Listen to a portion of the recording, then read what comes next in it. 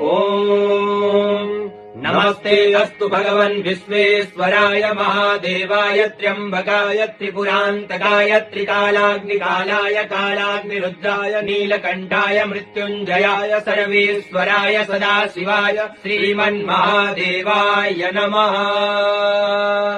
ॐ नमस्ते अस्तु भगवन् विश्वेश्वराय महादेवाय त्र्यम्बकाय त्रिपुरान्तकाय त्रिकालाग्निकालाय कालाग्निरुद्राय नीलकण्ठाय मृत्युञ्जयाय सर्वेश्वराय सदाशिवाय श्रीमन्महादेवाय नमः।